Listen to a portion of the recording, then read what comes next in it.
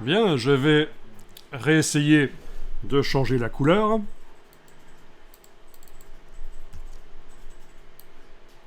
Donc cette fois-ci, je vais prendre une couleur un peu plus terne. Dans les bruns, par exemple. Voilà. Et bien sûr, là, dans ce cas-là, je n'aurai pas de mauvaise surprise. C'est une couleur qui est dans la gamme imprimable.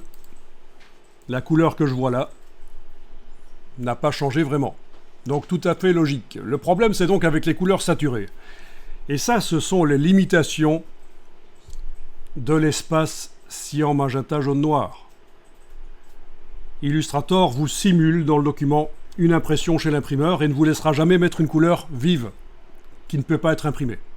C'est une manière de travailler possible. Il y a plein de gens qui travaillent comme ça. Ils créent, parce que principalement leur travail c'est pour l'illustration, même si leur illustration va être finalement aussi vue sur le web, ils créent dans une gamme imprimable, voilà, mais très problématique si les illustrations que vous faites nécessitent des couleurs vives. Vous faites du genre manga par exemple, vous allez avoir des problèmes si vous travaillez comme ça. Vous allez avoir votre créativité qui va être bridée.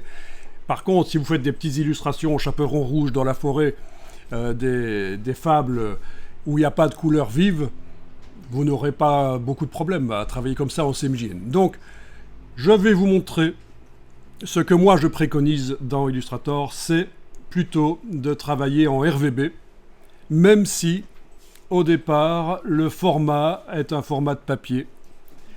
Vous avez choisi profil, vous avez choisi un profil de document tout à l'heure, quand vous avez fait fichier nouveau. Vous avez choisi un profil de document pour l'impression, et avec ça venait le fait qu'il était en CMJN, mais on peut passer outre de ça.